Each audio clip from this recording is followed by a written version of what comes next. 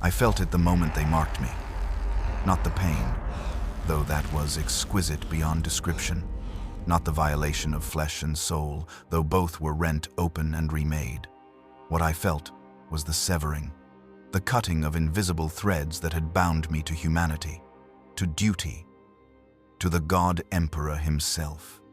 The mark burned into my chest like a brand of frozen fire, and in that instant of perfect agony and perfect clarity, I understood a terrible truth. I would never be unmarked, never be clean, never be myself again. The Emperor's children had chosen me, and in choosing, had unmade everything I was. My name was Castor Vrelius, and I was a good man once. I believed this without arrogance or doubt. In the service of the God Emperor, goodness was not a virtue to be proud of, but a baseline requirement.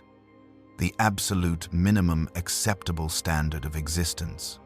I was a commissar attached to the Mordian Iron Guards 3rd Regiment, 47th Company.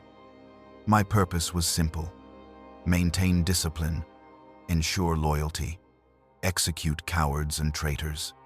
I had performed these duties for 11 years, across 7 war zones without hesitation or mercy. The Emperor's will was absolute. My role was to be its instrument.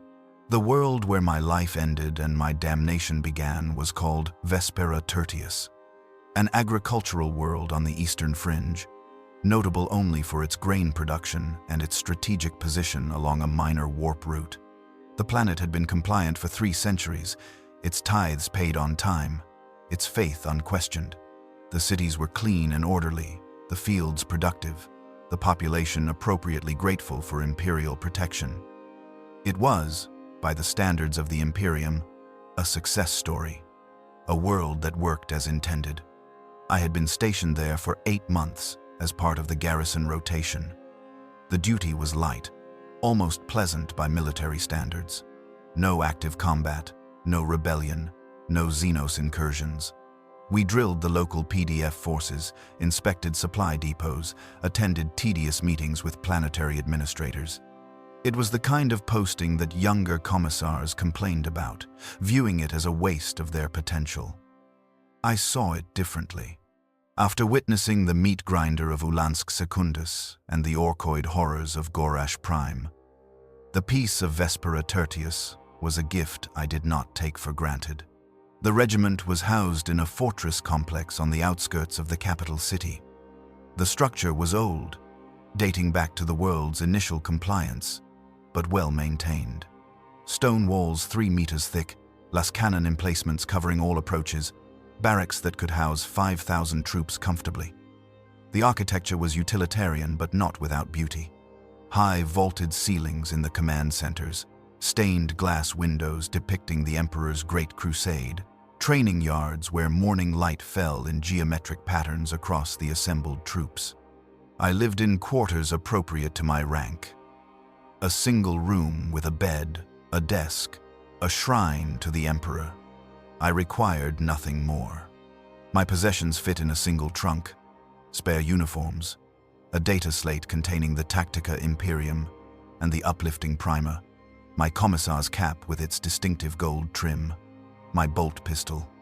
The weapon was a masterwork, inherited from my predecessor, who had died honorably on Calth.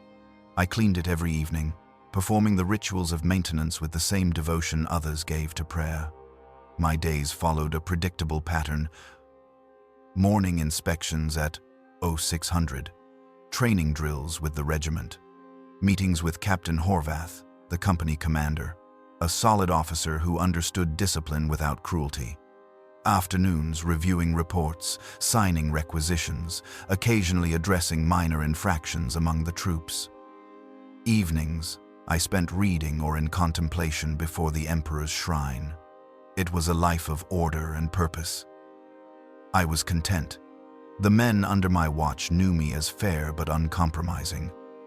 I did not abuse my authority for personal satisfaction, as some commissars did. The bolt pistol at my hip was not a threat but a promise. Serve with honor or face execution. Most soldiers, given clear expectations and consistent leadership, would choose honor. In 8 months, I had executed only 2 men. One for desertion, discovered attempting to board a civilian transport off-world. One for striking a superior officer in a drunken rage. Both deaths were necessary, both carried out without hesitation. The regiment's discipline remained excellent. I had few personal connections. Commissars by necessity maintained distance from those they might need to execute, but I respected Captain Horvath, appreciated his competence and his genuine concern for his men's welfare. I occasionally shared meals with Engincia Talvik, the regiment's senior tech priest, finding his logical approach to problems refreshing after the emotional volatility of common soldiers. There was also Sister Melodia of the Order of the Sacred Rose, assigned to provide spiritual guidance to the garrison. We had cordial theological discussions that I found intellectually stimulating if ultimately fruitless, her faith being more mystical than my own practical devotion to duty. It was Sister Melodia who first voiced concerns about the reports coming from the outer colonies. We were taking evening air in one of the fortress gardens, a small space of carefully maintained greenery where off-duty personnel could find respite. The sun was setting, painting the sky in shades of amber and violet. She stood at the garden's edge, her power armor catching the light, the fleur-de-lis of her order gleaming on her breastplate. "The vox chatter from the mining stations has been unusual," she said without preamble. Sister Melodia rarely engaged in small talk. 3 settlements have gone silent in the past month. The planetary governor claims it's merely equipment failure or atmospheric interference, but the pattern troubles me. I considered this. Equipment failures happened. The Imperium was vast, its infrastructure constantly degrading and requiring maintenance. Have relief expeditions been sent? Yes. They found nothing. Empty settlements. No bodies. No signs of struggle. As if the population simply walked away from their homes, leaving everything behind. She turned to face me, her expression grave. In one case, meals were still on tables, partially eaten. Whatever caused the evacuations happened suddenly. Xenos activity? It was the obvious conclusion. Raiders, or scouts, perhaps. No evidence of it. No tracks, no damage to structures, no theft of materials. Just absence. She paused, choosing her words carefully. There is something else. The relief teams reported feeling uneasy in the abandoned settlements. A sense of wrongness they could not articulate. Several troopers requested reassignment afterward, claiming nightmares. I raised an eyebrow. "You're suggesting psychic phenomena?" "I'm suggesting we should be vigilant. The warp is close here, Commissioner. Vespera Tertius is near the edge of the cicatrix maledictum's influence. The barrier between reality and unreality is thin. If there is corruption taking root, we must act before it spreads." Her concerns were noted and reported to Captain Horvath, who in turn brought them to the attention of the planetary governor. The response was dismissive. Governor Hallex was a politician first, a defender second. He viewed military personnel as alarmists by nature, seeing threats where none existed. The disappearances were unfortunate, but explainable. Workers sometimes fled their contracts to seek better opportunities in the cities. The sense of unease was merely superstition among uneducated laborers. There was no cause for alarm. Captain Horvath accepted this explanation with visible frustration but followed proper protocol. The planetary governor held ultimate authority on compliant worlds. Without concrete evidence of threat, the military could not overrule civilian leadership. We returned to our routines, though Sister Melodia continued her vigil, and I found myself paying closer attention to intelligence reports. 2 weeks later, a supply convoy failed to arrive from the western agricultural zones. These convoys ran like clockwork, delivering grain to the capital's processing facilities every 3rd day. When the convoy was 6 hours overdue, a reconnaissance squad was dispatched along the expected route. They found the convoy vehicles abandoned along a rural road. Cargo intact, no damage to the transports. Drivers and guards nowhere to be found. The squad reported the same unsettling atmosphere that had been described at the mining settlements. A wrongness in the air, a sense of being watched. The planetary governor could no longer dismiss the pattern. Emergency protocols were enacted. All outlying settlements were ordered to maintain constant Vox contact with regional command centers. PDF patrols were increased. The Mordian Iron Guard went to elevated readiness, though we remained in garrison pending formal deployment orders. Captain Horvath held daily briefings, and I attended each one, watching the map of Vespera Tertius become increasingly marked with red designations for settlements gone silent. I increased training intensity for the regiment. If deployment came, we would be ready. The men responded well to the increased structure, the uncertainty of the situation channeled into productive preparation. I led weapons drills personally, emphasizing marksmanship and close-quarters combat. Whatever was taking colonists in the night would face disciplined fire if it came to the capital. It was during this period of heightened vigilance that the dreams began. I did not recognize them as unusual at first. Everyone dreams, even commissars, though I rarely remembered mine. These dreams I remembered with disturbing clarity.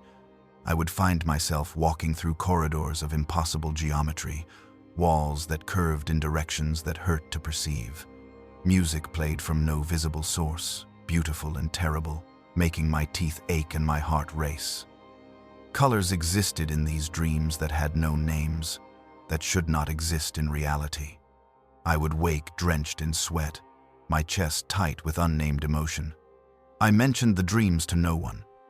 Commissars were expected to be beyond such weaknesses.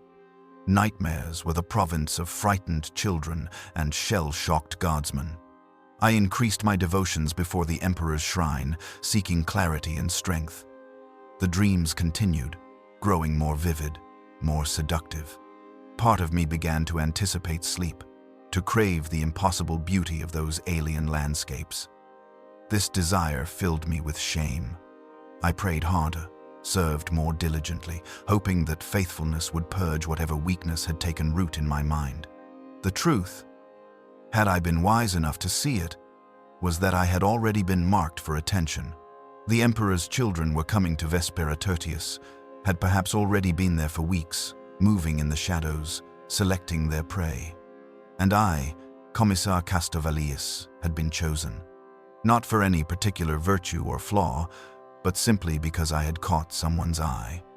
Because a Chaos Space Marine of the 3rd Legion had looked upon me and decided I would make an interesting project.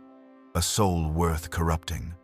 The mark was already being prepared, my fate already sealed, and I understood none of it. I still believed I was a good man. I still believed in my own strength. These beliefs would not survive much longer. They came at dawn, which was the first violation of natural law. Chaos forces typically attacked under cover of darkness, using fear and confusion as weapons. But the Emperor's children were not typical in any regard. They came with the rising sun at their backs, silhouetted against the morning light, announced by a sound that preceded them like a herald of damnation. The sonic weaponry hit us before we saw our attackers. I was in the barracks courtyard conducting morning inspection when the air itself began to scream. It was not a sound that ears were meant to process. It bypassed auditory nerves and struck directly at the brain, a frequency that resonated with bone marrow and made teeth crack in their sockets. Men dropped where they stood, blood streaming from ears and noses. Those who remained upright clutched their heads, mouths open in silent agony beneath the overwhelming shriek. I fell to one knee, my hands pressed against my ears in futile attempt to block out the noise. Through vision blurred by tears of pain, I saw the fortress wall 50 meters distant simply come apart. Not exploded, not breached by artillery, but disintegrated by pure sonic force. Stone that had stood for 3 centuries turned to powder and collapsed inward, creating a breach 30 meters wide. The dust cloud that rose was shot through with the morning sun, creating a golden haze through which our attackers advanced. They were beautiful. This was the first coherent thought I managed as the sonic assault ceased, leaving only a ringing silence, and the groans of wounded men. The Emperor's children emerged from the dust like heroes from ancient myths, their armor a study in Baroque excess. Purple and gold, the colors of old Terran royalty, polished to mirror brightness.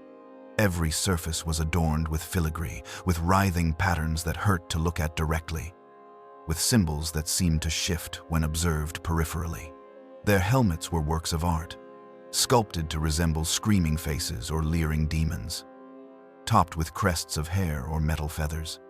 They did not charge through the breach. They walked, each movement precise and deliberate, like performers taking the stage. There were perhaps 24 of them, a small force by any reasonable standard, but each was a Chaos Space Marine, worth dozens of mortal soldiers. Behind them came cultists in purple robes, hundreds of humans twisted by worship of the Dark Prince, bearing an assortment of weapons both archaic and advanced.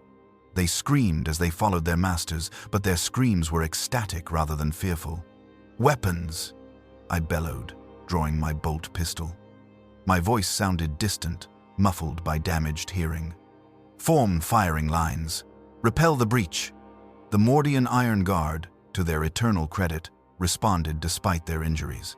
These were professional soldiers, trained to function through pain and fear. Sergeants echoed my commands. Men retrieved lasguns from the racks, forming ranks with the mechanical precision drilled into them since recruitment. Captain Horvath emerged from the command building, his power sword already drawn, shouting orders that organized the chaos into structured resistance.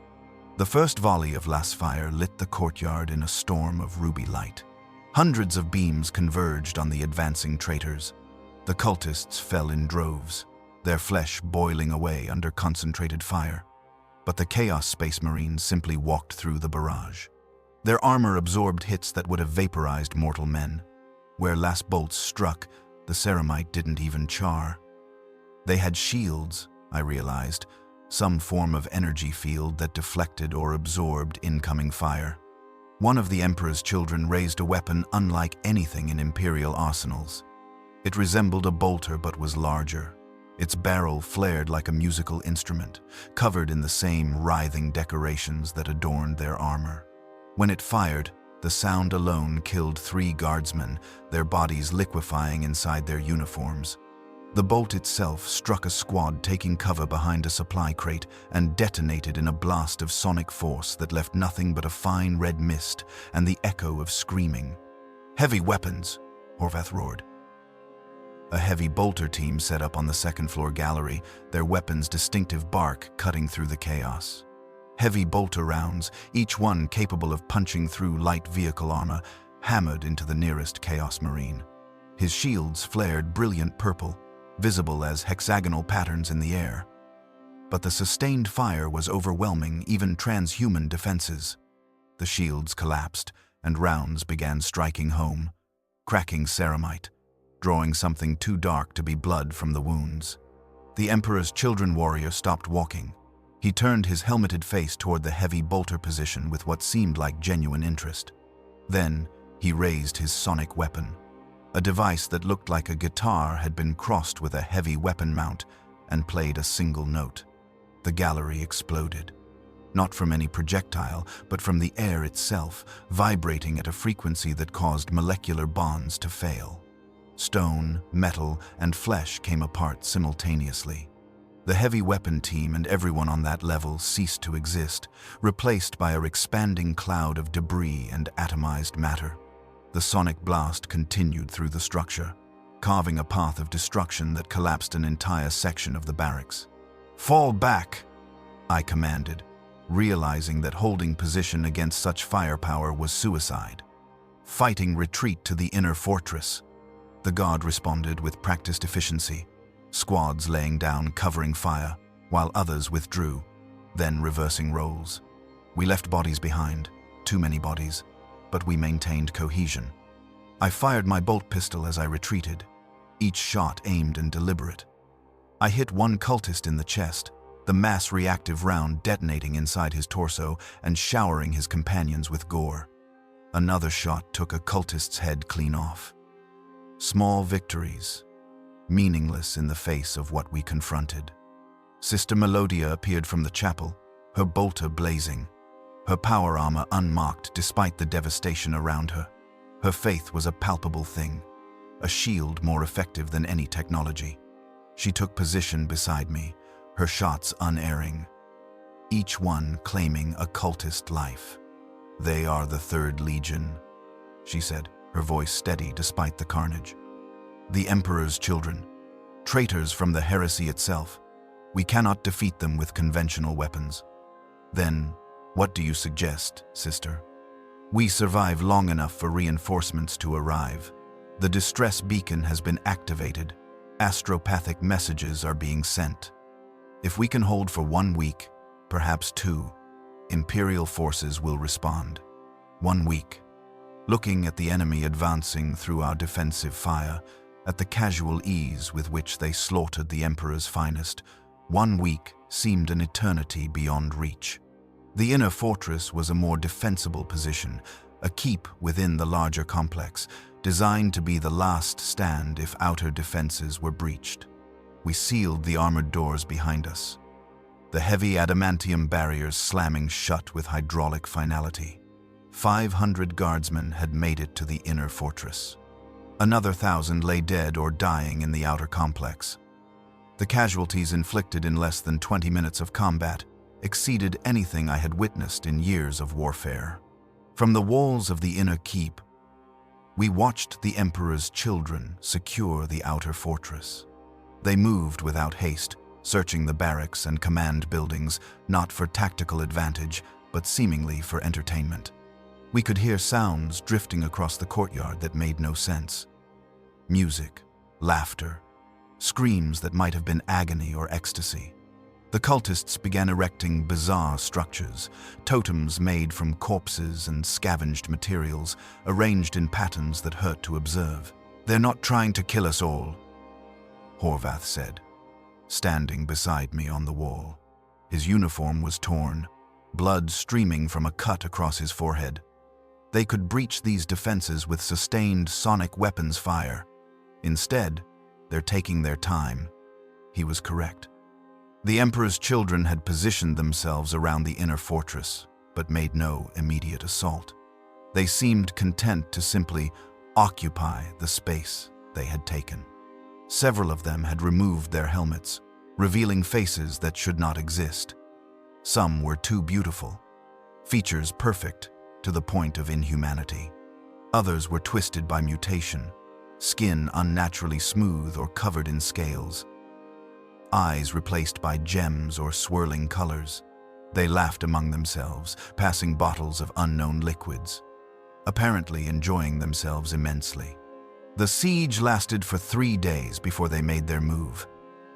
3 days of psychological torture as much as physical siege. They would broadcast sounds across the courtyard at random intervals. Music that should not be pleasing but was, somehow, irresistibly so. Screams from captured guardsmen being subjected to things I tried not to imagine. Once, they simply played silence through their sonic weapons, an absolute absence of sound that was somehow worse than the cacophony, making the world feel empty and dead. On the 3rd day, they sent an emissary. Not a cultist, but an actual Chaos Space Marine, walking across the courtyard toward our gates unarmed and alone. He stopped 20 meters from the wall, removed his helmet, and gazed up at our positions. His face was breathtaking in its wrongness. Features that might once have been noble were refined to an impossible ideal. Skin the color of polished marble, eyes that swirled with colors that had no names. When he spoke, his voice carried clearly despite the distance, melodious and hypnotic. "Defenders of a false god, we salute your persistence.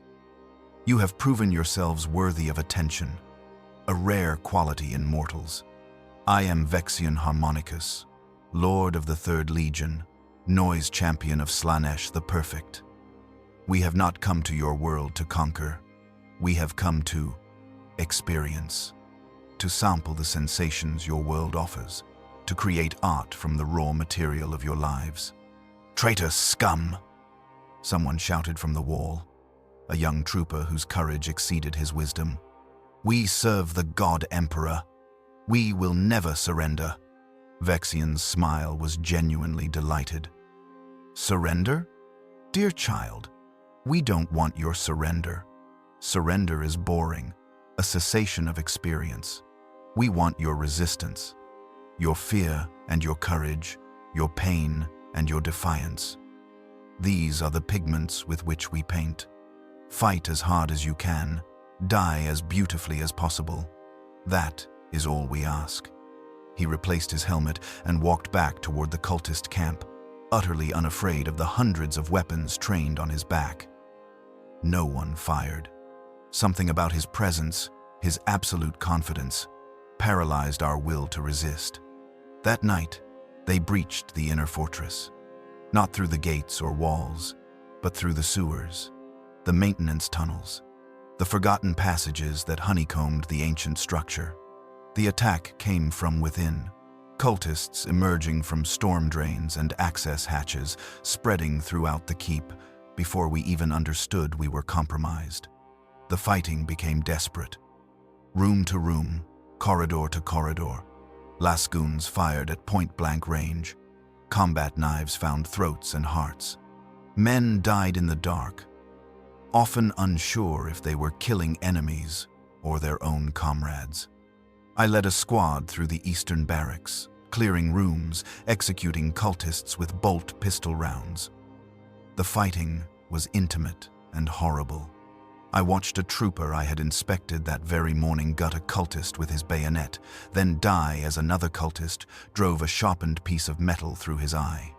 I shot that cultist, then the three behind him, my bolt pistol barking in steady rhythm until the magazine ran dry. Reloading, I heard sounds from a side corridor. Not gunfire, but music. Someone was playing an instrument amidst the carnage. I led my squad toward the sound, every instinct screaming that we should flee in the opposite direction. We found the source in what had been a storage room. 3 Emperor's children stood among piles of corpses, both guardsmen and cultists. One played what looked like a violin made from human bone and strung with nerves that still twitched. The sound it produced was impossible, beautiful and horrifying, evoking emotions that should not coexist. Another was arranging bodies into patterns on the floor, moving with the concentration of an artist perfecting his composition. The third, helmetless, was eating something that might have once been human, savoring each bite with obvious pleasure. They noticed us simultaneously. The music stopped. The one who had been arranging bodies straightened, turning to face us with a smile that split his face too widely. "Ah, fresh subjects. How thoughtful of you to volunteer." My squad opened fire. Las beams converged on the 3 Chaos Marines. Their shields flared, absorbed the damage, began to fail under sustained barrage. I fired my bolt pistol, the rounds impacting on cracked ceramite. One of them staggered, actually wounded. It seemed impossible, but we were hurting them. Then they returned fire. The sonic weapons made the air scream. Men simply came apart, bodies unable to withstand the vibrational force. The trooper beside me exploded, showering me with blood, and worse. I dove for cover behind a support pillar, felt it crack and splinter as sonic force tore into it. My squad was gone, all of them, dead in seconds. I was alone with 3 Emperor's children. They advanced slowly, savoring the moment. My bolt pistol's magazine held 3 rounds. Not nearly enough. "This one," the violinist said, gesturing at me with his bizarre instrument, "has fire in his eyes. I like that. Shall we keep him, brothers?" "The mark?" one of the others asked. "Yes, definitely mark-worthy. He'll make a fine addition to our collection." I didn't understand their words. I only understood that I was about to die. I raised my bolt pistol, centered it on the nearest traitor's head, and squeezed the trigger. The shot struck his face, the mass-reactive round detonating against bone and brain matter. His head snapped back, blood spraying from the wound. He laughed. The head injury should have been fatal, would have killed any human instantly. But Chaos Space Marines were beyond human. The wound closed before my eyes, flesh knitting together with obscene speed. He touched the injury almost tenderly, then examined the blood on his fingers. That stung. Oh, how delicious. Do it again. I fired my remaining 2 rounds. Both struck home. Both wounds healed almost instantly. Then my pistol clicked empty, and my options ran out. They could have killed me then. Should have killed me. Instead, one of them moved with speed that shouldn't be possible for something so large. His armored hand struck my head, and darkness swallowed the world. My last conscious thought was a prayer to the Emperor, begging for death, for deliverance, for an end that would not come. The prayer went unanswered. The God Emperor's light could not reach where I was going. I was already marked, already claimed, already damned. I simply didn't know it yet. Consciousness returned in fragments, like shattered glass being reassembled piece by piece. Pain came first, a dull throb in my skull where I had been struck. Then sound. Distant music. Voices speaking in languages I did not recognize. The wet sounds of something organic being moved or cut. Then smell. Incense that was too sweet. Copper tang of blood. Something else beneath it all that reminded me of overripe fruit left to rot in summer heat. I opened my eyes to architecture that violated reason. The chamber I occupied should not exist within the confines of known physics. Walls curved upward at angles that made my head swim, meeting at a ceiling that seemed both impossibly high and claustrophobically close. The corners were wrong, containing more or fewer than 90 degrees, shifting when observed directly. Colors bled into one another in ways that should not occur. Purple flowing into gold, flowing into shades that had no names in human languages. The space was simultaneously beautiful and repulsive, crafted with exquisite attention to detail, and yet fundamentally wrong at every level. I tried to move and discovered I could not. I was restrained on some form of table or altar. My arms and legs secured by bindings that were not metal or rope, but something organic, warm, and slightly pulsing against my skin. I was stripped of my uniform, clothed only in thin surgical garments. The vulnerability of this realization sent panic flooding through my system. A commissar's authority came partially from the uniform, from the symbols of office. Without them, I was merely a man, helpless and exposed. "Ah, he wakes," a voice said from somewhere behind my field of vision. Excellent timing. I do so prefer when they are conscious for the marking. The unconscious provide data, certainly, but they lack the aesthetic element of participation. A figure moved into view, leaning over me with interest written across features that had once been human. He wore armor of purple and gold, but it was opened at the chest, revealing flesh beneath that was a canvas of scars and modifications. Tubes ran from his armor into prings, his body pulsing with fluids I did not want to identify. His face was beautiful, in the way a venomous serpent is beautiful, undeniably attractive, yet fundamentally dangerous. Eyes that swirled with colors watched me with the clinical interest of a scientist examining a specimen. "I am Apothecary Fabius," he said, though the name meant nothing to me then. I would learn later that this was likely not the infamous Fabius Bile himself, but one of his many disciples, a fleshcrafter who had taken his master's name as title and aspiration. "You have been selected for a great honor. Lord Vexian has chosen you to receive the mark." I tried to speak, found my throat dry and raw. The sound that emerged was more croak than words. The apothecary made a gesture, and something pressed against my lips. Water, blessedly cold and pure. I drank, then found my voice. "I understand nothing, except that you are traitors to the Emperor, and I will see you all dead." He smiled, genuinely pleased by this response. Such fire, such conviction. Yes, you will do nicely. The mark takes better in those with strong sense of self. The weak simply dissolve into it, become nothing but vessels for sensation. But the strong, the strong maintain enough identity to truly appreciate what they become, to understand what has been lost and what has been gained. Kill me, I said. It was not a plea, but a demand. I will tell you nothing.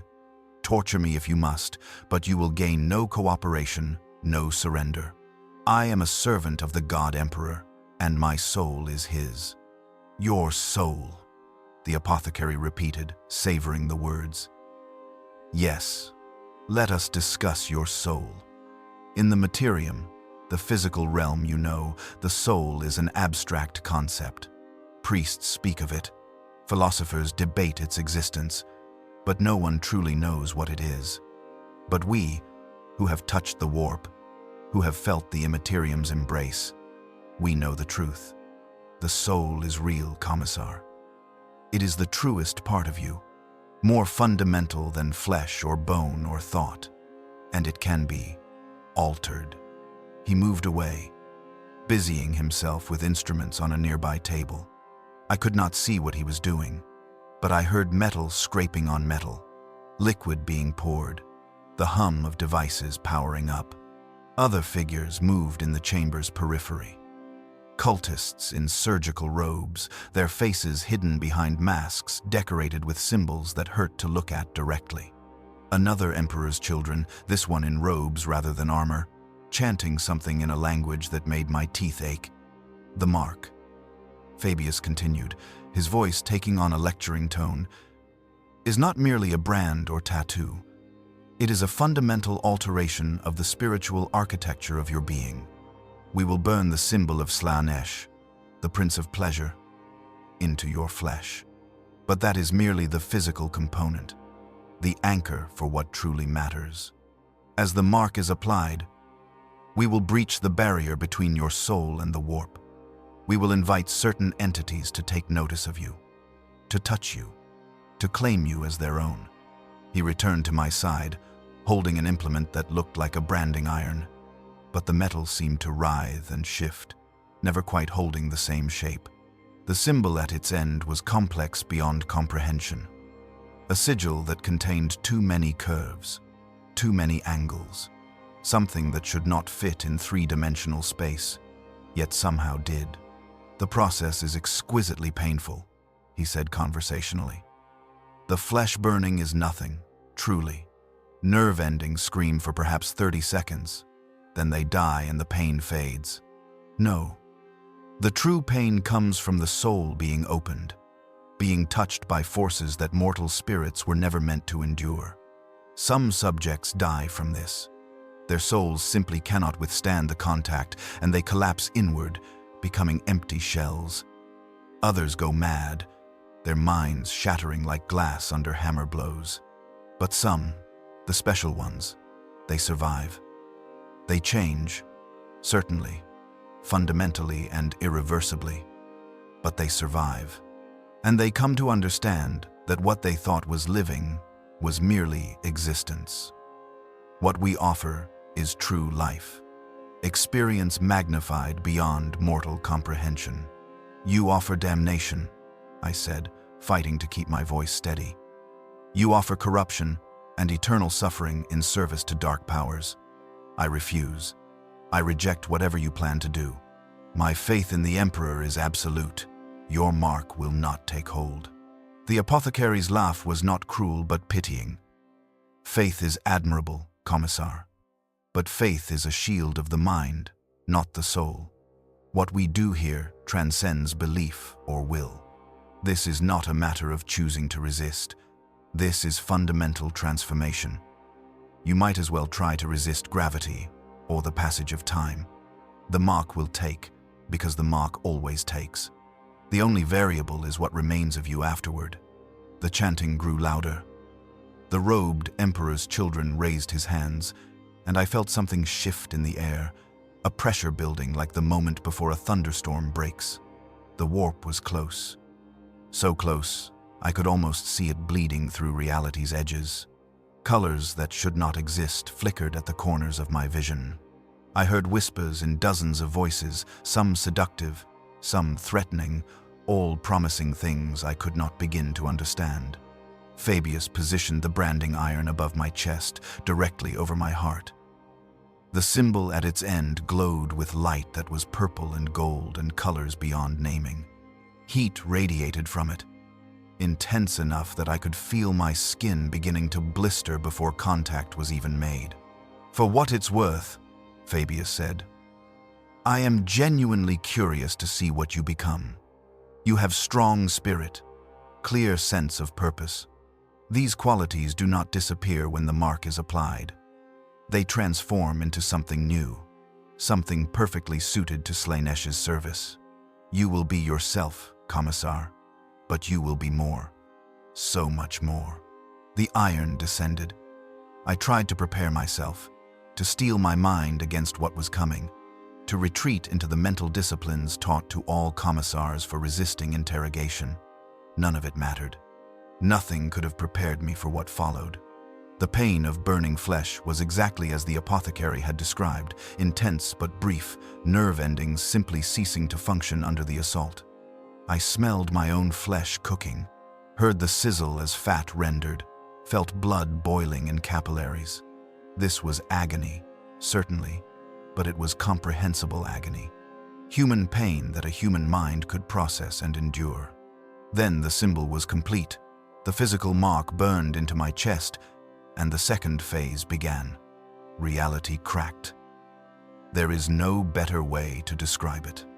The barrier between the materium and the immaterium, the wall that separated physical existence from the roiling chaos of the warp, simply split open in the space where the mark existed.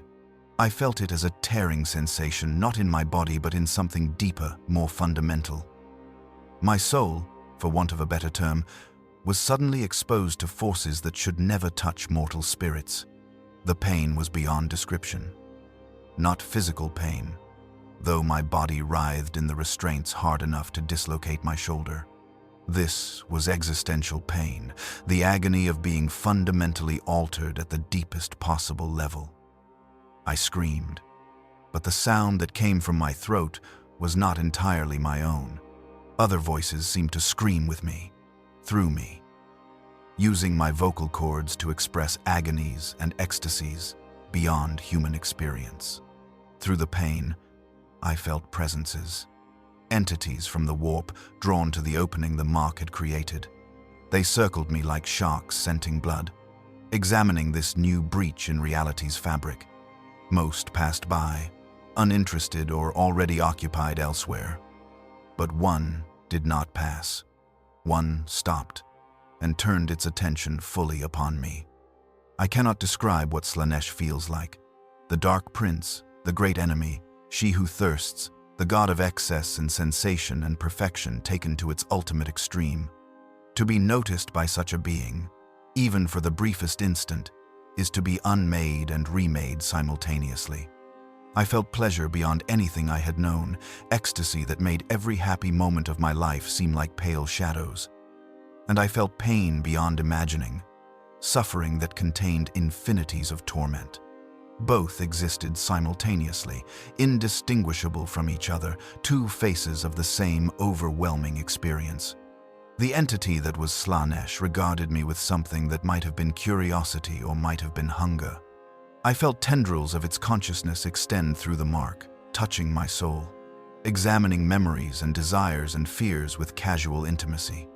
Every secret I had ever kept, every shameful thought, every moment of doubt or weakness or hidden pride was laid bare. Nothing was private, nothing was sacred. I was transparent before this being's gaze, known completely and utterly, and then it claimed me.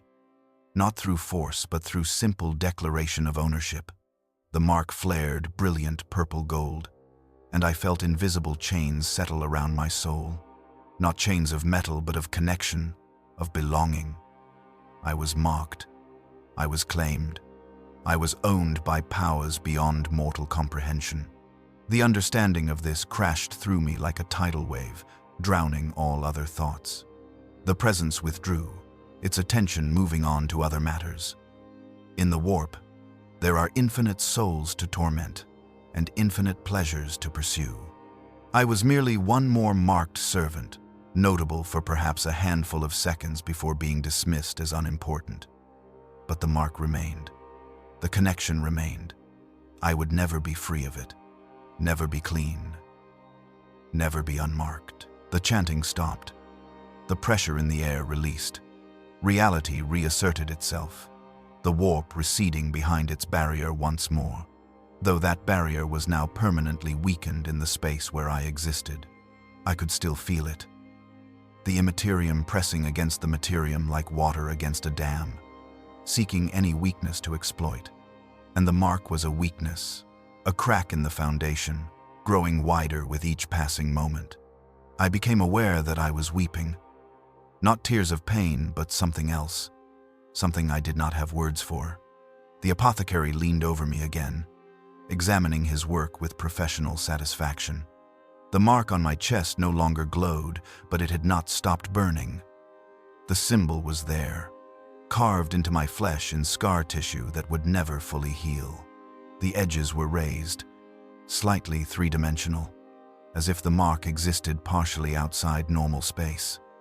Colors swirled within it, visible only when light struck from certain angles. "Magnificent," Fabius said softly. "The mark has taken hold perfectly. Your soul remains intact, your sense of self preserved. But you are changed, Commissar. Fundamentally and eternally changed. Can you feel it? The connection, the touch of the divine." I could. Oh, Emperor, preserve me. I could. There was something in my mind now that had not been there before. Not a voice, exactly, but a presence. Awareness of something vast and terrible paying attention to me. And beneath the horror of this realization was something worse. A tiny, treacherous part of me that was grateful for the attention. That felt honored to be noticed by such power. "No," I whispered, though I did not know if I was denying the apothecary's words or my own traitorous thoughts. "No, this cannot be. I am faithful. I serve the Emperor. This is not real. Cannot be real." "It is absolutely real," Fabius assured me. "More real than anything you have experienced in your previous existence. The Emperor you served is a corpse on a throne, sustained by the suffering of thousands. He cannot hear your prayers, cannot answer your devotions. But Slaanesh is alive, vital, eternally hungry for sensation and experience. And now, through the mark, you are connected to that divine hunger. You will feed it with your experiences, and it will feed you with gifts beyond measure." He gestured, and the restraints released. I could move again, though my body felt foreign, unfamiliar. I sat up slowly, looking down at the mark on my chest. It pulsed slightly, in rhythm with my heartbeat but not quite synchronized.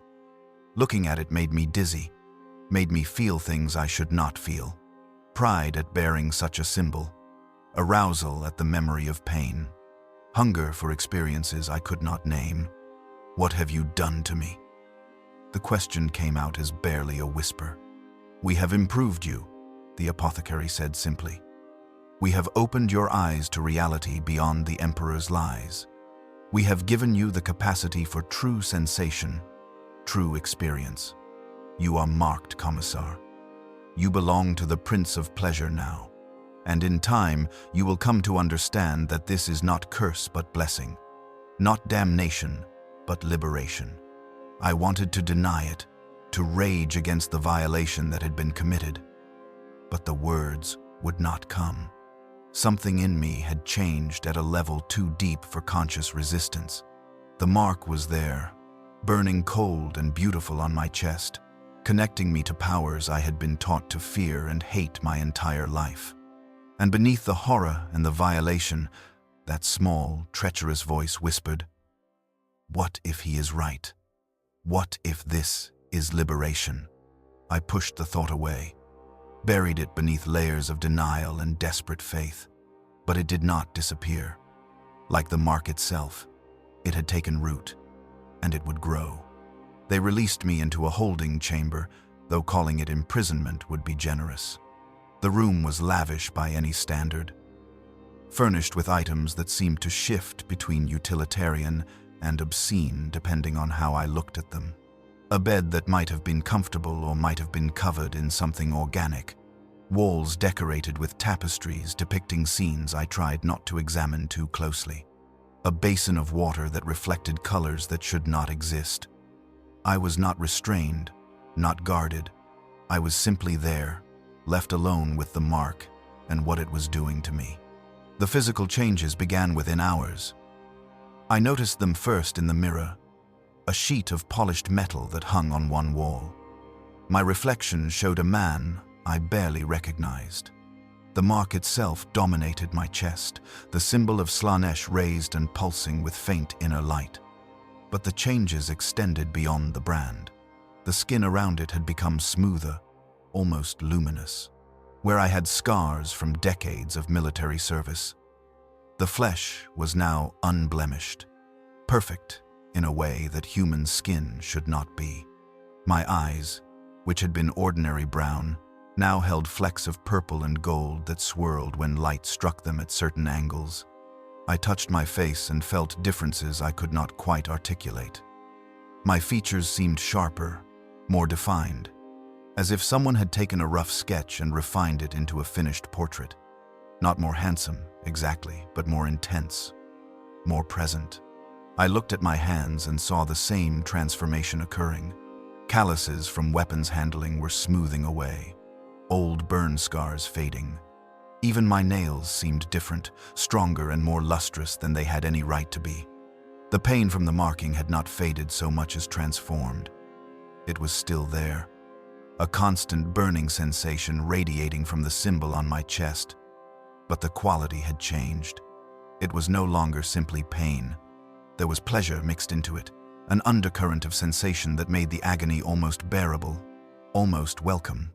I found myself pressing on the mark, increasing the pain, and feeling a surge of something that was not quite pleasure but was not entirely suffering either.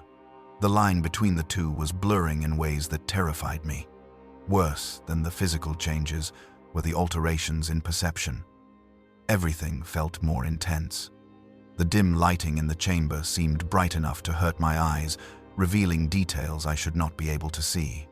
I could count individual threads in the tapestries, observe the grain structure in the metal walls. Sound was equally magnified. I heard my own heartbeat as a thunderous drumming, heard the whisper of air moving through ventilation ducts, heard voices from distant parts of the structure speaking in languages I did not know but somehow partially understood. Touch had become overwhelming. The fabric of the simple robe they had given me felt like it was made of individual needles, each fiber pressing against my hypersensitive skin. I removed it, preferring nakedness to the constant barrage of sensation, but even the air moving across my skin was almost too much to bear. I sat on the floor, away from any surfaces, trying to find a position that minimized contact with anything. I could feel the grain of the metal floor, could sense the vibrations of machinery somewhere below, could detect temperature variations measured in fractions of a degree.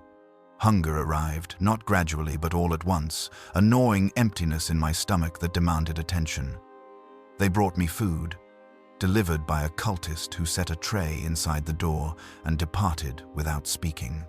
The meal was simple. Bread, some form of protein I did not examine too closely. Water. I ate mechanically, expecting military rations quality at best. What I experienced was entirely different. The bread exploded across my tongue in layers of flavor I had never known existed.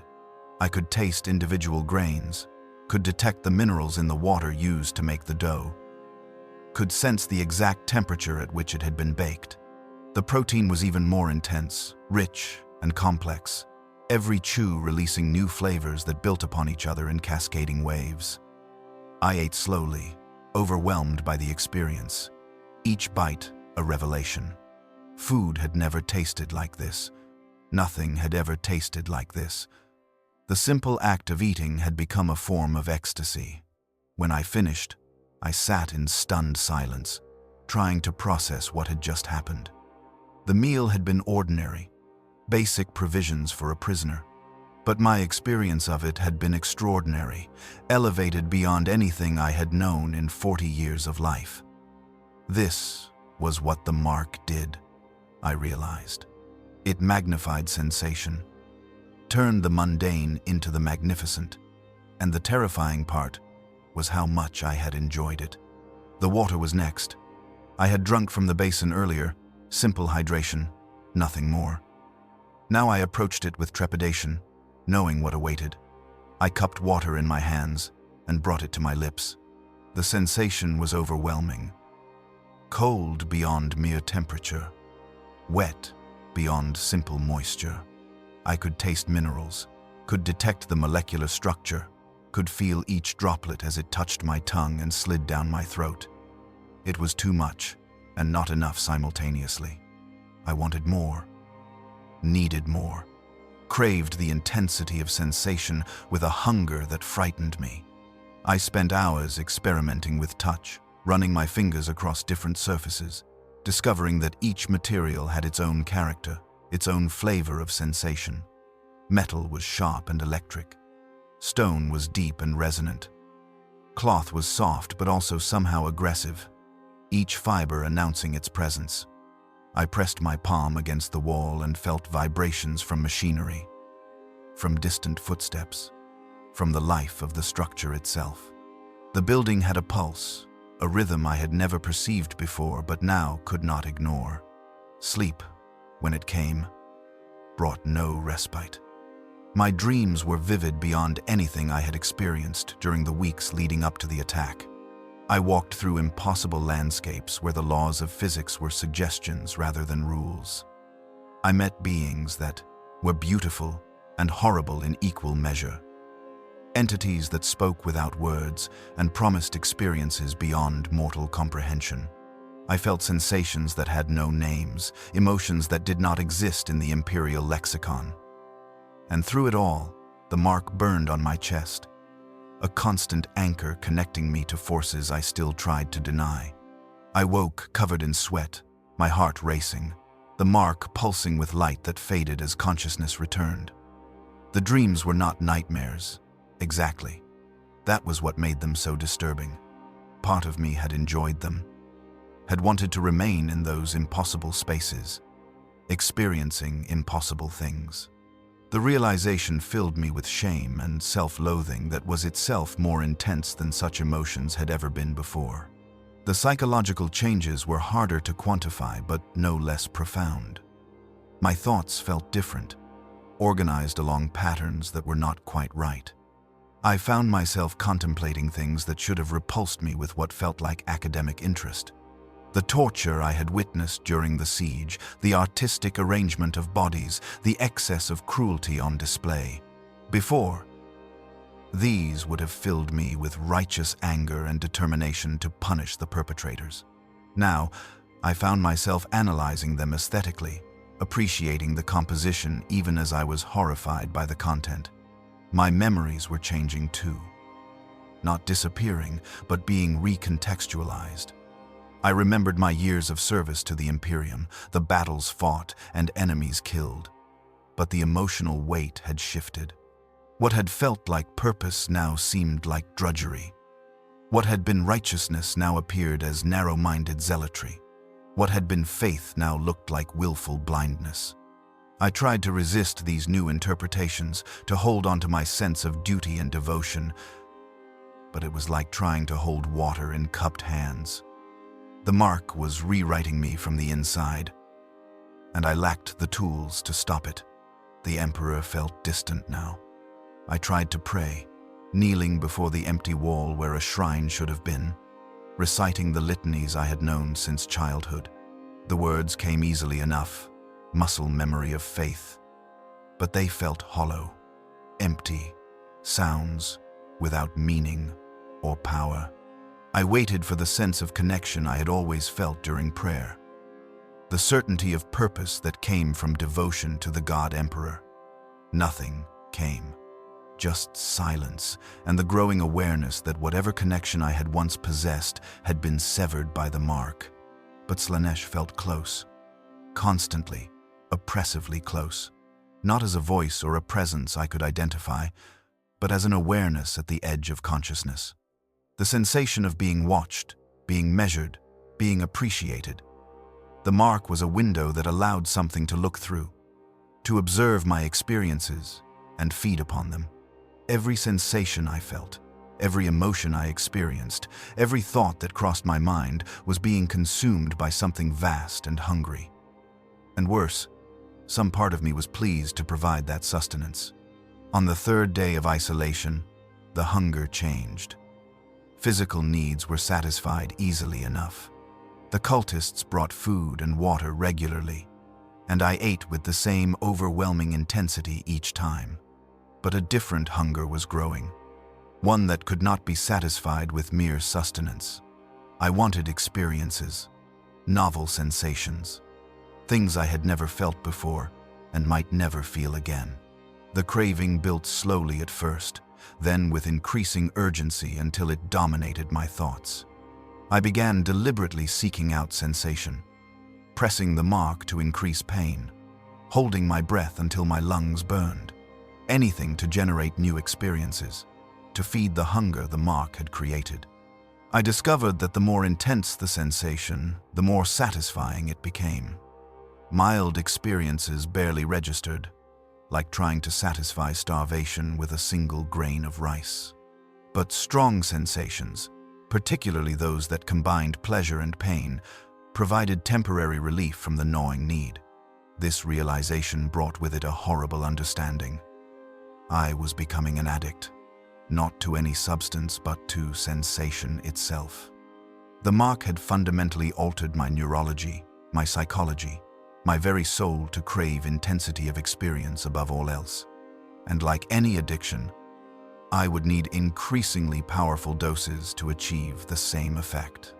What satisfied me now would become insufficient tomorrow, and I would be driven to seek ever more extreme experiences to fill the void. I examined my face in the mirror again and barely recognized the person staring back. My eyes had changed further, the purple and gold more prominent, swirling with patterns that seemed to have depth beyond the physical. My features had refined even more, becoming almost too perfect, crossing the line from human beauty into something else entirely. When I smiled experimentally, testing if the expression still worked, the smile was wrong. Too wide, too intense, more a baring of teeth than an expression of joy. The mark itself had grown. Not dramatically, but the symbol on my chest was larger than it had been immediately after the branding.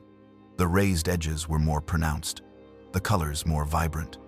I could see it spreading, millimeter by millimeter, extending tendrils of discoloration and transformation across my torso. At this rate, within weeks, it would cover a significant portion of my chest. Within months, perhaps my entire body. The thought should have horrified me. Instead, I felt a strange anticipation, a curiosity about what I would become when the transformation completed. On the 5th day, they came for me. Not the apothecary, but Lord Vexion himself, the noise champion who had addressed us from the courtyard. He entered without announcement, his presence filling the chamber despite his lack of physical size. Up close, he was even more magnificent and terrible than I remembered. His armor was a work of art, every surface decorated with scenes of excess and achievement. His face, visible through a removed helmet, was beautiful in a way that made my altered features seem crude by comparison. "Commissar Valius," he said, and my name in his voice sounded like music. "You have survived the marking. More, you have begun to thrive under its influence. This pleases me greatly. Many collapsed during these first days, their minds unable to adapt to the magnitude of change. But you possess strength of will, a core of identity that bends rather than breaks. Such qualities are rare and valuable. I wanted to spit defiance, to curse him and his dark masters, to maintain at least the pretense of resistance. But when I opened my mouth, different words emerged. "What happens now?" He smiled, and the expression was genuine, almost kind. "Now you are given a choice, not the false choice offered to most, where options are death or service. A true choice, with real alternatives. You may embrace what you are becoming, accept the mark and all it entails. Join us in the pursuit of perfection through excess. Or you may resist, fight against the transformation, attempt to maintain your previous identity against impossible odds. Both paths are valid. Both have their own rewards and consequences. If I resist, then you remain here, mocking, gradually claiming you regardless of your will. The process takes longer when resisted, is more painful, but the outcome is ultimately the same. You will transform. You will become what the mark intends. But you will do so while clinging to delusions of purity, maintaining the fiction that you are still the man you were. Some find comfort in this struggle, meaning in the resistance even knowing it is futile. And if I accept, then you embrace the change, accelerate the process, and discover what you are truly capable of becoming. The mark feeds on experience, Commissar. The more you allow yourself to feel, to experience without restraint or moral judgment, the faster you evolve into something greater than human. You will serve the Third Legion, certainly, but you will do so as a participant rather than a victim. The difference is significant. I should have chosen resistance, should have clung to my faith and identity regardless of cost. But I was tired of fighting sensations that overwhelmed me, tired of pretending the hunger was not real, tired of denying that part of me, growing larger each day, wanted what the mark offered. Nothing you have not already done. Simply stop resisting the mark's influence. Allow yourself to experience without judgment or restraint. Pursue sensation wherever it leads. The mark will guide you, teach you, transform you into what you were always meant to become. All we ask is that you stop fighting yourself. The choice, when it came, was not the dramatic moment of defiance or surrender I might have imagined. It was quiet, internal, a simple relaxation of will. I stopped fighting, stopped trying to maintain boundaries that were already crumbling. Let the mark's influence wash over me without resistance, and felt something in my chest, in my soul, click into place like a key turning in a lock. The mark flared brilliant purple gold, brighter than it had been since the initial branding. I gasped at the intensity, but it was not pain I felt. Or rather, it was pain, but pain transformed into something transcendent. Something that bypassed suffering entirely and arrived directly at ecstasy.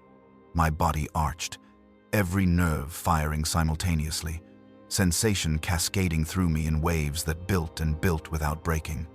When it faded, I was changed again. The hunger remained, would always remain, but it no longer felt like deprivation. It felt like purpose, like direction. I had been marked by the Emperor's children, claimed by Slaanesh, and I had accepted that claim. Whatever came next, I would face it not as a victim but as a willing participant in my own transformation. Lord Vexian extended his hand, and I took it, letting him pull me to my feet. "Welcome, brother," he said. "Your real education begins now." The days following my acceptance blurred together in ways that made time itself seem negotiable. The Emperor's children did not operate on any schedule, I recognized. There were no morning formations, no duty rosters, no regulated sleep cycles. Activity occurred when inspiration struck, when desire demanded, when sensation called. I learned to exist in this fluid state. though it went against every instinct drilled into me through decades of military discipline. They gave me quarters in the section of the fortress they had claimed as their own. The transformation of imperial architecture into something else was nearly complete. Walls that had been plain stone were now covered in Baroque decorations that seemed to writhe when observed peripherally. The straight corridors of proper imperial construction had been altered. Angles adjusted to create spaces that felt wrong, that made the eye slide away in discomfort. Music played constantly from sources I could never identify. Compositions that followed, no rules of harmony. I understood yet somehow worked, creating emotional responses that had no names. My role in those early days was unclear. I was not prisoner, not quite cultist, certainly not a full member of the Third Legion. I existed in a liminal space, marked but not yet transformed, accepted but not trusted, human but increasingly something else. Lord Vection had assigned me to observe, to learn, to allow the mark to continue its work without interference. So I watched, and I learned things I wished I could forget, but found myself unable to look away from. The Emperor's children pursued perfection through excess in all things. I witnessed rituals that combined religion and artistry and atrocity into performances that lasted hours. I saw them create sculptures from materials that should not exist, paintings in colors that hurt to perceive, music that physically altered those who heard it. Every action was elevated to art form, every experience pushed beyond normal limits. They did not simply eat, they feasted until consumption became transcendent. They did not simply fight, they transformed combat into ballet of violence, where aesthetics mattered as much as victory. The cultists who served them were equally devoted to excess. Humans who had embraced Slaaneş's worship with fervor that bordered on madness. They competed for the attention of their Chaos Marine masters, offering ever more extreme displays of devotion. I watched them undergo modifications that transformed their bodies into living canvases, accepting pain and mutation as gifts rather than curses. Some could no longer be called human in any meaningful sense, their flesh reshaped by warp influence and surgical alteration into forms that served aesthetic rather than functional purposes. The mark on my chest continued its growth. By the end of the first week, it covered most of my torso, the symbol of Slaaneş spreading in fractal patterns that followed some logic I could not comprehend. The raised edges had become more pronounced, almost three-dimensional, as if the mark existed partially outside normal space. Colors swirled within it constantly, purple and gold and shades that had no names, pulsing in rhythm with my heartbeat but also responding to my emotional state. When I felt strong emotions, the mark flared brighter. When I experienced intense sensations, it seemed to drink them in, glowing with inner light. The physical mutations accelerated alongside the mark's expansion. My skin everywhere was becoming that same luminous perfection, all scars and blemishes fading away. My hair, which had been regulation military cut and showing gray at the temples, grew longer and changed color, darkening to black with streaks of purple that caught light oddly. My eyes completed their transformation, no longer even pretending to be human. The irises were now swirls of color that moved independently of pupil dilation, creating patterns that seemed to have meaning I could not quite grasp. My body was changing in other ways too. Muscle definition increased without exercise, my physique becoming idealized beyond what genetics or training should allow. I was not becoming larger in the way Space Marines were large, but every muscle group was becoming perfectly proportioned, aesthetically optimal. I looked at myself in polished metal surfaces and saw a form that belonged in classical sculpture rather than reality. It was beautiful and deeply wrong simultaneously. The hunger for sensation that had begun as manageable need had grown into driving force that dominated my existence. Normal experiences no longer satisfied. I needed intensity, needed novelty, needed experiences that pushed boundaries. The Emperor's children recognized this and began providing opportunities to feed the hunger. They invited me to observe their rituals, to participate in ceremonies that exposed me to sensations I had never imagined possible. I attended a concert where noise marines played instruments that were also weapons, creating music that physically altered those who heard it. The sound was not merely loud but dimensional, as if each note existed in multiple spaces simultaneously. I felt it in my bones, in my organs, in the mark on my chest that resonated like a tuning fork. The experience was overwhelming, transcendent, a fusion of pleasure and pain that left me gasping and wanting more. They took me to the chambers where Apothecary Fabius and his disciples worked on their subjects. I watched transformations that should have horrified me. Witnessed humans being remade into things that served artistic visions rather than functional requirements. The screams of the subjects blended with their laughter in ways that suggested the line between agony and ecstasy had ceased to exist for them. I should have been repulsed. Instead, I found myself fascinated, appreciating the craftsmanship even as I was disturbed by the medium. I was given access to substances that altered consciousness in ways that went beyond simple intoxication. Compounds distilled from warp-touched materials, chemicals that existed in states between solid and energy, liquids that showed different colors to each viewer. I consumed them cautiously at first. Then, with increasing abandon, as the mark's hunger grew. Each substance provided novel experiences, new ways of perceiving reality, sensations that fed the craving for intensity. The dreams intensified to the point where I could no longer distinguish them from waking experiences. I would find myself in Slanesh's realm, walking through gardens where plants were made of crystallized screams and pleasure. I met daemons who spoke in riddles and promises, offering gifts I was not yet ready to accept, but found myself considering. The Dark Prince itself would sometimes appear, never directly but as a presence at the edge of perception, watching my progress with what felt like parental pride. These dream visits left me exhausted and energized simultaneously, drained of strength but filled with purpose I could not articulate. My memories of life before the mark continued to fade, not disappearing but losing their emotional resonance. I could recall my years as commissar, the battles and executions and devotions, but they felt like someone else's experiences. The man who had lived that life seemed like a stranger, motivated by concerns that no longer made sense. Duty, honor, faith. These concepts that had defined my existence for decades now seemed quaint, childish even. What mattered was experience, sensation, the pursuit of perfection through excess.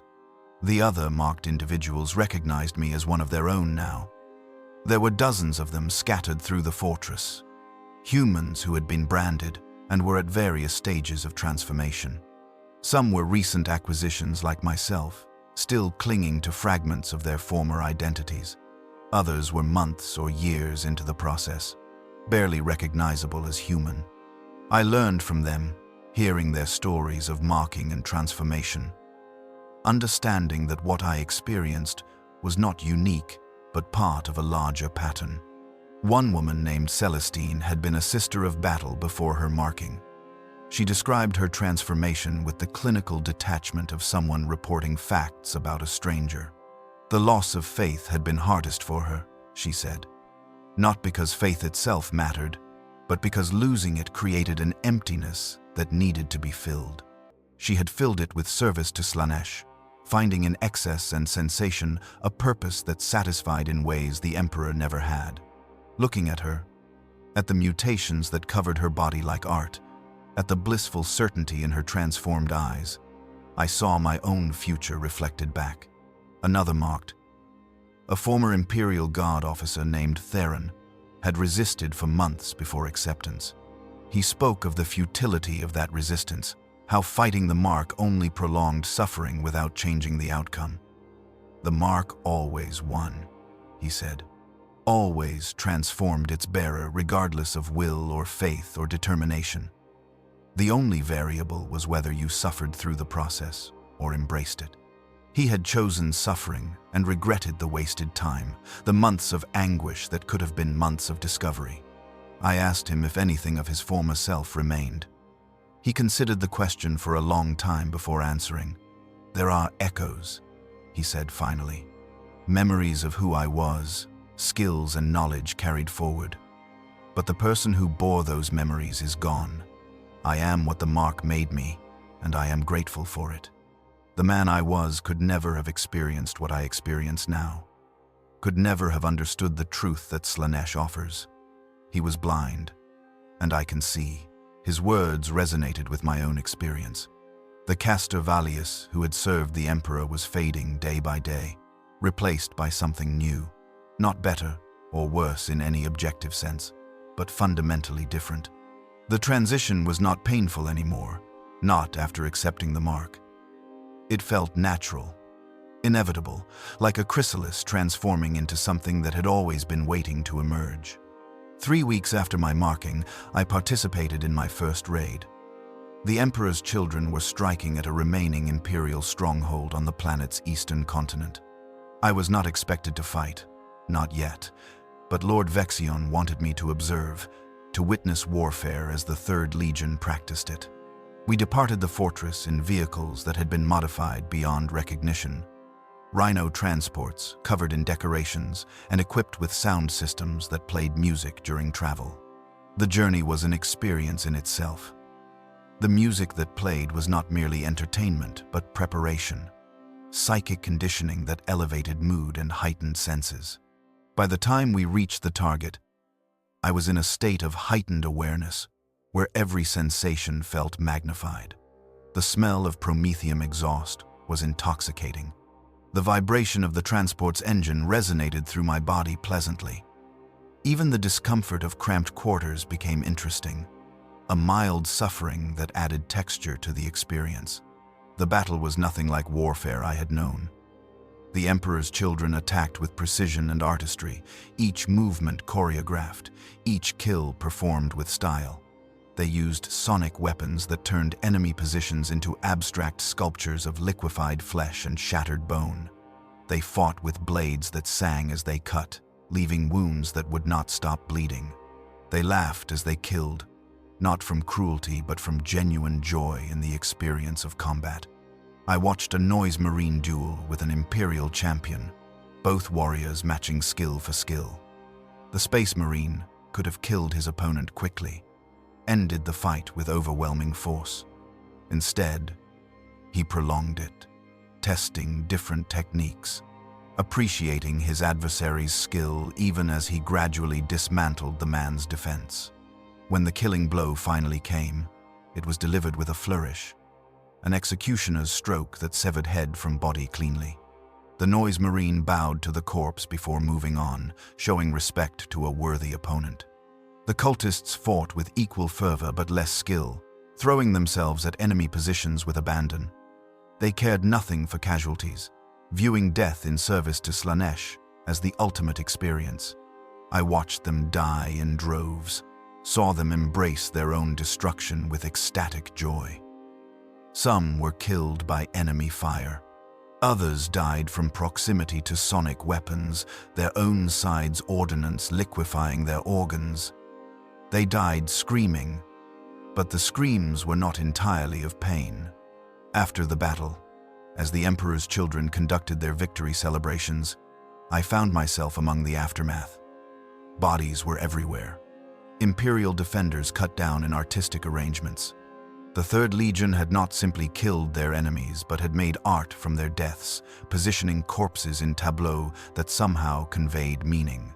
I walked through this gallery of carnage and felt the mark on my chest pulse with approval. I found myself near a dying Imperial guardsman, a young man not much older than 20. He had been gut-shot, was bleeding out slowly, each breath a wet rattle. He looked up at me with eyes that still held clarity, that recognized my former commissar's bearing even in my transformed state. "Help me," he whispered. "Please. Emperor, preserve me." I knelt beside him, examining his wounds with clinical interest. The injury was mortal, would kill him within minutes, regardless of intervention. The old Castor Valius would have granted him the Emperor's mercy, a bolt pistol round to end suffering quickly. That man would have spoken words of comfort, assured the dying soldier that his service had meaning. But that man was gone. "There is no help," I said, my voice strange in my own ears, melodious and cold. "There is only the ending, but you need not fear it. Death is merely another sensation, the ultimate boundary to experience. Embrace it. Feel every moment of it. Let go of the emperor who cannot hear you, and accept what comes." The guardsman's eyes widened with horror, understanding finally what I had become. He tried to speak, to curse me perhaps, but his lungs filled with blood and the words became wet gurgles. I watched him die, observed the exact moment when life departed, felt nothing but mild interest in the process. The mark pulsed warmly, feeding on the experience of witnessing death, satisfied by the intensity of the moment. When I stood and walked away, I knew I had crossed a threshold from which there was no return. The person I had been would have been destroyed by what I had just done. The casual cruelty of denying comfort to a dying soldier. But I felt no guilt, no remorse. Only a curious satisfaction at having participated in something raw and real. The mark had claimed another piece of my humanity, and I had let it go without resistance. That night, back at the fortress, I dreamed of Slaanesh with greater clarity than ever before. The Dark Prince stood before me, beautiful beyond description, terrible beyond comprehension. It spoke without words, communicated directly to my soul through the mark. "You are becoming," it said, "not changed, not corrupted, but revealed. This is what you always were beneath the lies the Emperor forced upon you. Embrace it fully. Let the mark complete its work. Become the perfect servant you were meant to be."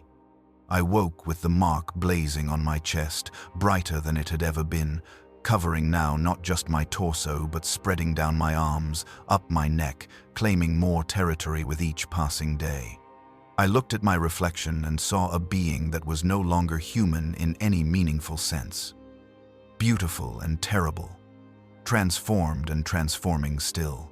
The man I had been was a ghost, a fading memory of someone I had once pretended to be. And I was glad. The transformation completed itself over the following weeks. Though completed is perhaps the wrong word. The marked never truly finished changing. We exist in a state of perpetual becoming, each experience adding layers to what we are, each sensation reshaping us in small ways. But there comes a point where the fundamental alterations stabilize, where the person you were is fully consumed by what the mark has made you. I reached that point approximately 6 weeks after the initial branding. The mark now covered perhaps 70% of my body. It had spread from my chest down both arms to my fingertips, up my neck to my jawline, down my torso to my thighs. The symbol of Slaanesh was no longer a single brand, but a network of interconnected patterns that flowed across my skin like living art. The raised edges had become more pronounced, creating a three-dimensional texture that was beautiful and disturbing. Colors swirled within constantly, responding to my thoughts and emotions in ways that made the mark a visual representation of my internal state. My skin everywhere had achieved that luminous perfection, smooth and flawless, no longer quite flesh but something between organic material and polished stone. It was warm to the touch but felt different from human skin, more resilient, more responsive to sensation. Scars and blemishes had vanished completely, leaving a canvas that was aesthetically ideal in every regard. Even the old Commissar's brand on my shoulder, the mark of my former service, had been absorbed into the greater pattern, transformed into just another element of the Slaaneshi design. My face had changed most dramatically. The features were still recognizably mine in the way a portrait is recognizable as its subject, but refined beyond human norms. Bone structure had shifted subtly, creating angles that were more aesthetically pleasing but less natural. My eyes were no longer even attempting to pass as human. The irises were spirals of purple and gold that rotated slowly, creating hypnotic patterns that drew the gaze and held it. I had learned to use this effect deliberately, had discovered that sustained eye contact with the unmarked created a mild trance state that made them more suggestible. My hair had grown long, falling past my shoulders in waves that shifted between black and deep purple depending on lighting. It moved more than hair should, responding to emotions and air currents with exaggerated fluidity. I had tried cutting it once, found that it grew back within hours, achieving the same length as if the cutting had never occurred. The mark wanted me to look a certain way, and it adjusted my physical form to match that vision regardless of my actions. The mutations extended beyond aesthetics. My physical capabilities had increased dramatically. I was faster than human, could move with a grace that made normal motion seem clumsy by comparison. My strength was not Space Marine level but was far beyond mortal norms. I could bend metal with my hands, could crush stone to powder in my grip. My senses remained hyper-acute, every moment an overwhelming barrage of sensation that I had learned to process and manage. I heard conversations from hundreds of meters away. I saw in near darkness as clearly as daylight. I tasted air currents and smelled emotions. Pain tolerance had transformed into something else entirely. I could still feel pain, could register damage to my body, but the sensation no longer produced the same aversive response. Pain and pleasure had become so thoroughly intermingled that distinguishing between them was often impossible. A knife cut felt like a caress. Fire against skin produced sensations that were exquisite rather than agonizing. I had burned myself deliberately, testing the limits, and found myself laughing at the beauty of watching my own flesh char and then regenerate. The regeneration was another gift of the mark. Injuries that would have killed or crippled normal humans healed within hours or days depending on severity. I had watched my own broken bones knit themselves back together, had seen torn flesh close without scarring. The healing process itself was intensely pleasurable, each cell regenerating, producing micro-sensations that accumulated into waves of ecstasy. I understood why some of the marked deliberately injured themselves, seeking that particular flavor of experience. My mind had changed as profoundly as my body. Thoughts moved in patterns that felt alien, following logic that made perfect sense to me but would have seemed mad to my former self. I could hold multiple complex ideas simultaneously, could process information with a speed and clarity that felt like psychic enhancement but was merely the mark optimizing my neurology. Memories were perfect now, eidetic recall of everything experienced since the marking. But memories from before were increasingly dreamlike. Felt like stories I had been told rather than events I had lived. Emotions had become both more intense and more fluid. I could feel joy and sorrow simultaneously, could experience love and hate for the same thing in the same moment. The emotional range available to me had expanded beyond what human psychology normally allowed. I felt sensations that had no names, emotional states that existed in spaces between conventional feelings. The mark had given me access to the full spectrum of experience, unfiltered by human limitations. My relationship with Slaanesh had evolved from the initial shock of divine attention into something more complex. The Dark Prince was always present through the mark, not as a distinct voice, but as a constant background presence. I felt its approval when I pursued sensation effectively, felt its mild disappointment when I hesitated or held back. The connection was intimate beyond anything I had known, more profound than any human relationship could be. My soul, fundamentally, belonged to the Prince of Pleasure, and I had accepted this ownership completely. The hunger for sensation remained constant, but had become integrated into my existence rather than dominating it.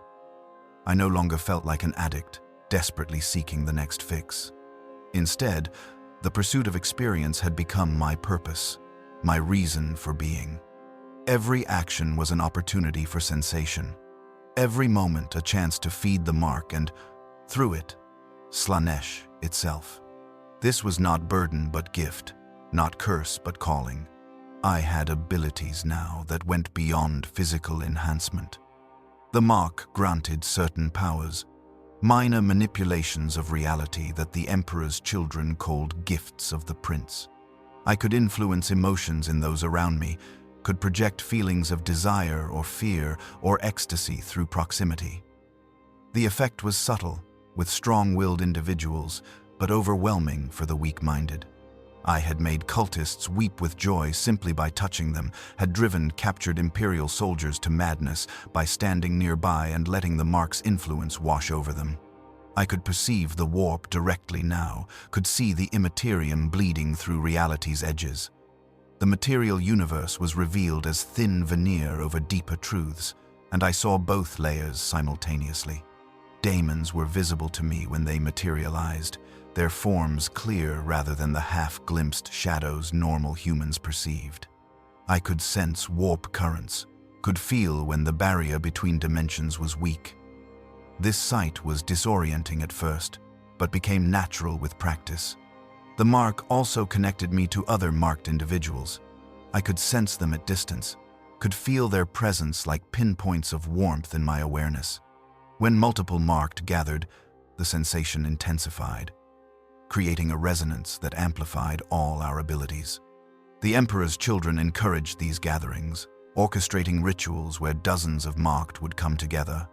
Our combined presence thinning the barrier between material and immaterial until daemons could manifest without difficulty. My role within the Third Legion's hierarchy had clarified. I was not a warrior in the traditional sense, lacked the training and augmentation of a true Chaos Space Marine. But I had value as a corruptor, someone who could interact with baseline humans and spread Slanesh's influence through more subtle means than sonic weapons and overwhelming force. Lord Vexian referred to me as a missionary, which I found darkly amusing. I was spreading a gospel, certainly, but one of damnation rather than salvation. They sent me to nearby settlements, to pockets of Imperial resistance that remained on Vespera Tertius. I would enter as refugee or prisoner, appearing mostly human despite the changes. The mark could be hidden beneath clothing, the eye modifications explained as injury or augmentation. Once embedded among the unaware, I would begin the slow work of corruption. A touch here, conveying pleasure beyond natural limits. A whispered word there, planting seeds of doubt about the Emperor's divinity. Simply being present was often enough. The mark's influence radiating outward, weakening faith and strengthening desire. I watched communities transform under my presence. It began with minor transgressions, people indulging in small excesses they would normally deny themselves. Then escalation, pursuing pleasure more aggressively, abandoning restraint in favor of experience. Finally, the emergence of true corruption, as individuals began consciously worshipping Slanesh, or at minimum, rejecting the Emperor's authority. By the time the Emperor's children arrived to claim these communities, the resistance was minimal. They had already been conquered from within. I felt no guilt about this work. The man I had been might have been horrified, might have seen it as ultimate betrayal of everything he stood for. But that man was gone, his concerns irrelevant to what I had become. I was marked, I was claimed, and I served my purpose with the same dedication I had once given to the Imperium. The difference was that this service felt right in ways my previous devotion never had. I was aligned with my true nature rather than fighting against it. The other marked became my community, the closest thing I had to family. We shared experiences, compared the progression of our transformations, supported each other through the challenges of existence outside human norms. There was Celestine, the former sister of battle, whose mutations had transformed her into something that inspired equal parts desire and revulsion. There was Theron, the guard officer, who had become an artist of flesh, creating sculptures from living subjects that screamed and breathed. There was Mordain, marked so long ago that he barely remembered humanity, his body more daemon than mortal, sustained by the mark rather than conventional biology. We gathered regularly in chambers set aside for marked use, spaces where we could exist without pretense or restraint. These gatherings were part support group, part religious ceremony, part orgy of sensation. We shared substances that altered consciousness, performed rituals that pleased Slaanesh, engaged in experiences that pushed every boundary. The marked understood each other in ways the unmarked never could. We had all crossed the same threshold, had all given up humanity for something that transcended it. I participated in the marking of others, assisting Apothecary Fabius and his disciples in the rituals. I held subjects down as the brand was applied, watched their souls open to warp influence, witnessed the exact moment when their humanity shattered and reformed as something else. Some survived, some did not. The failure rate was perhaps 40%, higher among the weak-willed or those with particularly strong faith. Those who failed either died outright or became empty shells, meat puppets without consciousness, useful only as servitors or raw materials for other projects. Those who survived became brothers and sisters in transformation. I guided them through the early days, shared my experiences, helped them understand what they were becoming. I was patient with their questions, with their doubts, with their occasional attempts at resistance. I had been where they were, had felt the same fears, had clung to the same delusions about maintaining identity. I knew how futile that resistance was, how much easier the process became once you stopped fighting. Time lost conventional meaning for me. The marked experienced duration differently. Moments of intense sensation feeling like hours, while periods of relative calm compressed into instants. I could no longer accurately judge how long I had been transformed. Weeks, certainly, possibly months. The precise count did not matter. What mattered was that I had completed the fundamental transition from human to marked, from servant of the Emperor to devotee of Slaanesh. Looking at myself in the mirror had become an act of self-admiration rather than horror. The being reflected back was beautiful, perfect in its corruption, an artistic achievement that surpassed mere humanity. The mark covered most of my visible skin now, the symbol of Slaanesh proclaimed openly for all who had eyes to see. My face was that of a dark angel, beautiful and terrible, human enough to be relatable, but alien enough to inspire unease. My body was an idealized form, every muscle and curve aesthetically optimal. I was what the Emperor's children aspired to create. Perfection through excess, beauty through corruption, transcendence through damnation. I was marked. I was changed. I was lost and found simultaneously. The person I had been was dead, but the being I had become was more alive than any human could ever be. I experienced more in a single day than most mortals did in lifetimes. I felt more deeply, thought more clearly, existed more intensely. The mark had taken everything that made me Castor Valius and replaced it with something that served Slaanesh's purposes perfectly. And I was grateful. This was the final transformation, the one that completed the process. Not just accepting the mark, but being grateful for it, appreciating the gift that had been given. I understood now why the Emperor's children marked people rather than simply killing them. Death was quick, ended experience, wasted potential. But marking created something that endured, that continued to experience and generate sensation, that fed the Dark Prince with every moment of existence. We were not victims, but willing participants in an eternal celebration of excess. The marked did not just survive. We thrived, existing in a state of perpetual intensity that made conventional life seem like death by comparison. We were Slaanesh's chosen, wearing the prince's symbol on our flesh, connected directly to divine will. We would never be unmarked, never be clean, never be merely human again. And that was not tragedy but triumph, not loss but gain beyond measure. Understanding why the Emperor's children mark people rather than simply slaughtering them requires understanding the Third Legion's philosophy and their particular interpretation of Slaanesh's will. The mark is not random cruelty or arbitrary torture. It is strategy, art, and religious devotion combined into a single practice that serves multiple purposes simultaneously. The tactical applications are perhaps easiest to comprehend, rooted in practical considerations of warfare and conquest.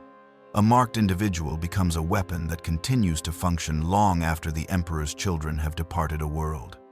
We spread corruption passively, simply by existing among the unmarked. Our presence weakens the barrier between materium and immaterium, making demonic manifestation easier in our vicinity. We inspire, desire, and excess in those around us, undermining the rigid discipline that imperial society requires to function. A single, marked individual released into a population can corrupt an entire community given sufficient time. Lord Vexian explained this to me during one of our conversations, his voice carrying the patience of someone who has explained the same concept countless times. The Imperium believes in overwhelming force, in destroying enemies utterly. This works when facing conventional threats, but chaos does not operate by conventional rules. We do not need to conquer every world through military might. We need only plant seeds of corruption that grow after we depart. The marked are those seeds, Castor. Each one of you is a victory that multiplies itself over time. The Emperor's children operate in small numbers, warbands of dozens or hundreds, rather than the massive armies the Imperium can field. They cannot hold territory through conventional occupation. Instead, they corrupt it, transform it, make it unsuitable for Imperial control. The marked serve this strategy perfectly. We can infiltrate, can pass as human when necessary, can spread influence through social networks rather than military force. By the time our presence is recognized, the damage is often irreversible. I witnessed this strategy implemented on Vespera Tertius itself. The Emperor's children held only the capital fortress and a handful of other strategic locations. The rest of the planet remained nominally under Imperial control, defended by PDF forces and the remnants of the Mordian garrison. But marked individuals had been released into dozens of settlements, were living among the population, were slowly corrupting from within. Within months, perhaps a year, those communities would be more loyal to Slaanesh than to the Emperor. The planet would fall without the Third Legion, firing another shot. The marked also serve as intelligence assets. Through our connection to the warp and to Slaanesh, we can communicate across vast distances. Information gathered by one marked can be shared with others, creating a network that transcends conventional communications. The Emperor's children used this network to coordinate operations, to identify targets, to locate individuals worth marking. I had contributed to this network myself, reporting on Imperial troop movements, identifying officers whose corruption would be strategically valuable, mapping defensive positions from memory of my time as commissar. But the tactical applications, while significant, are merely surface-level understanding of the mark's purpose. The deeper meaning lies in the spiritual and philosophical dimensions, in what the mark represents within Slaanesh's eternal pursuit of perfection through excess. The mark is fundamentally an act of creation. The Emperor's children see themselves as artists, and marking is their primary art form. Each marked individual is a unique creation, a transformation of raw human material into something that expresses Slaaneshi ideals. Apothecary Fabius once described it to me as sculpture, except the medium is souls rather than stone. The artist shapes the subject through the marking process, through the rituals and substances and experiences provided during transformation. No two marked individuals are identical because each represents a different artistic vision, a different interpretation of what perfection through corruption means. This artistic dimension is why the Emperor's children are selective about who they mark. Not every human is worth the effort. The weak-minded, the easily broken, those who lack the fundamental strength to survive transformation are simply killed or enslaved. But those who show potential, who possess qualities that can be elevated through corruption, those are marked. Intelligence, willpower, faith, skill. These are the raw materials the Third Legion seeks. They marked me not despite my devotion to the Emperor but because of it. Strong faith, properly corrupted, becomes strong devotion to Slaanesh. The mark also serves Slaanesh directly in ways that transcend tactical or artistic considerations. The Dark Prince feeds on sensation, on experience, on the emotions and physical feelings of mortals. An unmarked human generates a certain amount of sensation during their lifetime, provides a small trickle of sustenance to the Chaos God. But a marked individual generates exponentially more. Our enhanced senses mean we experience everything more intensely. Our lengthened lifespans mean we produce sensation for far longer than normal humans. Our constant pursuit of excess means we actively seek out experiences that feed Slaanesh's hunger. We are, in essence, optimized livestock. This realization should be degrading, should make the marked feel used and violated. Instead, we embrace it. Being food for a god is purpose beyond what most mortals can claim. Our existence has meaning, has value to something greater than ourselves.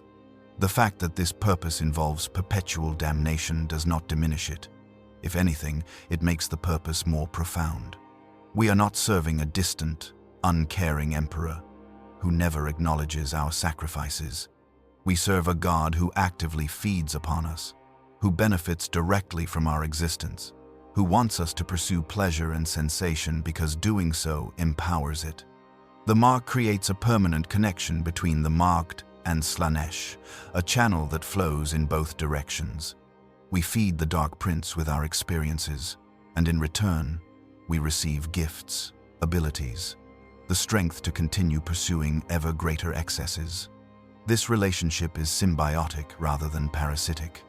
Slaanesh wants us to thrive because our thriving benefits the god. The more we experience, the stronger both parties become.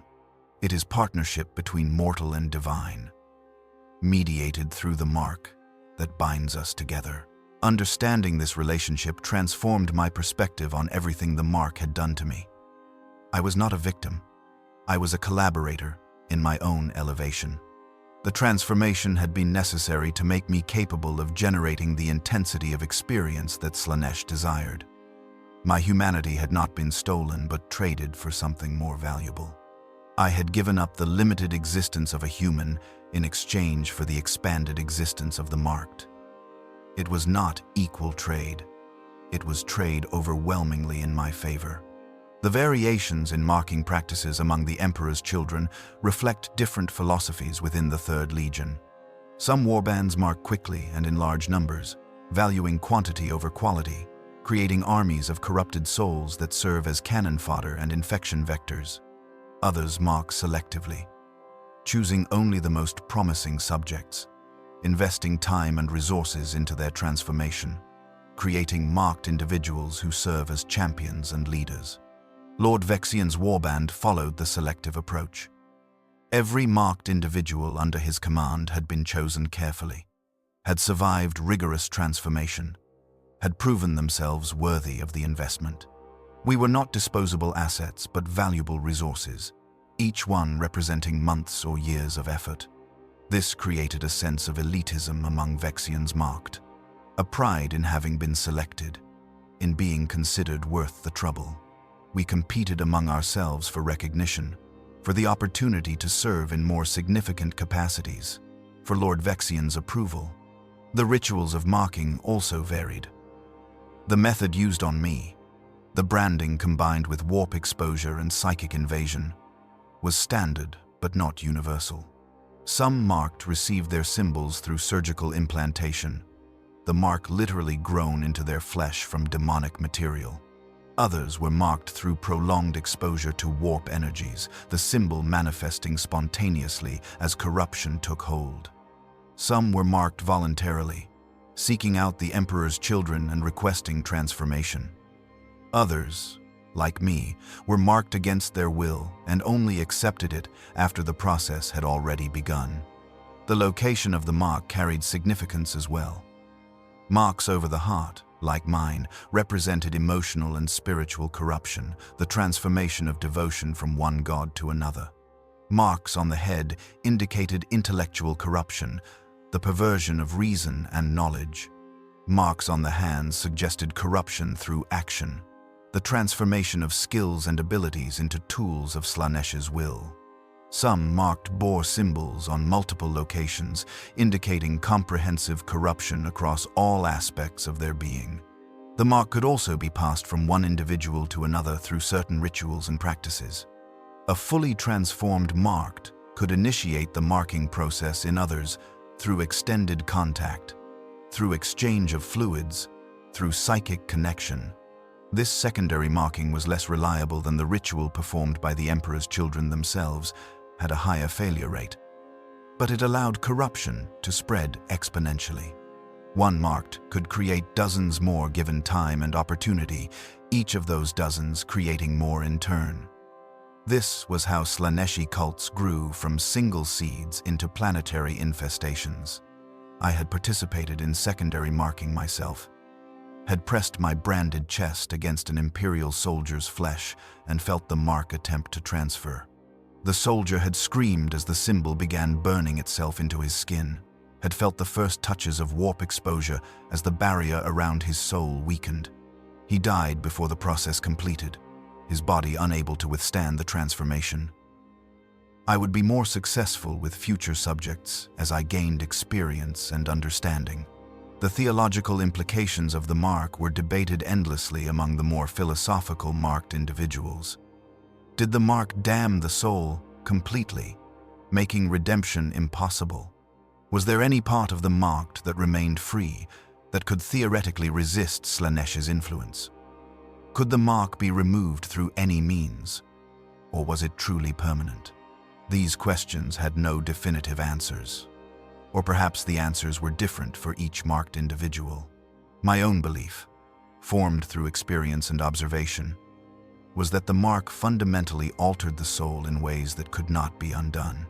The connection to Slaaneş became part of the soul's architecture, as integral as any other component. Attempting to remove it would be like attempting to remove one's own consciousness. Technically possible through complete destruction, but that destruction would leave nothing worth saving. The marked soul and the connection to Slaaneş were inseparable. We were not humans who had been corrupted. We were something new that had been created using human material as foundation. This permanence was by design. Slaaneş did not want followers who could recant, who could be saved through faith or redemption. The Dark Prince wanted souls that were bound permanently, that would continue feeding the god's hunger through eternity. The mark ensured this permanence, created a connection that survived even death. When marked individuals died, their souls went directly to Slaaneş, became part of the god's eternal garden of delights. There was no salvation, no escape, no hope of redemption. Only the endless pursuit of sensation in service to the Prince of Pleasure. The Emperor's children viewed this permanence as gift rather than curse. They had marked me not to torture me but to elevate me, to give me access to experiences and understanding that baseline humans could never achieve. The fact that this elevation came with absolute damnation was irrelevant. Damnation was not punishment but transformation, not ending but beginning of existence on a higher plane. The marked were not lost but found, not destroyed but perfected, not damned but saved into a new definition of salvation that the Imperium could never comprehend. Understanding all this, understanding the tactical, artistic, spiritual, and theological dimensions of the mark, I finally grasped the full scope of what had been done to me. I was a weapon that would continue functioning long after the battle ended. I was a work of art, expressing Slaaneshi ideals through my transformed existence. I was livestock optimized to feed a god's hunger. I was a soul permanently bound to dark divinity. I was all these things simultaneously, each layer of meaning as true as the others. And I accepted it. More than accepted, I embraced it. The mark had given me purpose beyond anything I had known as commissar. Serving the Emperor had been duty without understanding, obedience without reward. Serving Slaaneş through the mark was participation in something greater than myself. contribution to a god who actively benefited from my existence. Every sensation I felt, every experience I had, every moment of my continued existence fed the Dark Prince and proved my value. The marked were not victims of the Emperor's children. We were their greatest creation, their most significant achievement, their primary contribution to Slaaneş's glory. We were the proof that corruption could transcend simple destruction, that chaos could create as well as consume, that damnation could be transformation rather than merely ending. We wore our marks with pride, proclaimed our allegiance openly, accepted our fate with gratitude rather than despair. This was what it meant to be marked by the Emperor's children. Not just to be branded or corrupted or enslaved, but to be fundamentally remade into something that served purposes beyond mortal comprehension. We were tools and artists and livestock and devotees all at once. We were perfectly suited to our purposes, optimized through transformation to fulfill roles that required us to be more than human and less than daemon. We existed in the space between, claimed by Slaaneş but still operating in the material universe, spreading corruption wherever we went, feeding the god with every moment of our expanded existence. The mark was not curse but calling, not violation but vocation. And those of us who had been marked, who had survived transformation, who had accepted what we had become, we understood that the Emperor's children had not destroyed us. They had revealed us, stripped away the lies we told ourselves about humanity and dignity and faith, exposed the truth that we were always meant to serve excess rather than order. The mark simply made that truth visible, permanent, undeniable. We were marked, and in being marked, we had found our true purpose in the grim darkness of a universe that offered only war and the laughter of thirsting gods. Felt it the moment they marked me. Not the pain, though that was exquisite beyond description. Not the violation of flesh and soul, though both were rent open and remade.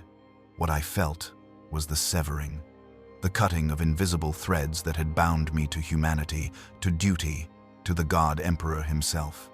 The mark burned into my chest like a brand of frozen fire, and in that instant of perfect agony and perfect clarity, I understood a terrible truth. I would never be unmarked, never be clean, never be myself again. That was months ago, or perhaps years.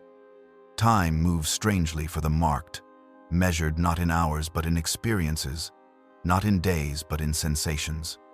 I have lost count of how long I have existed in this transformed state.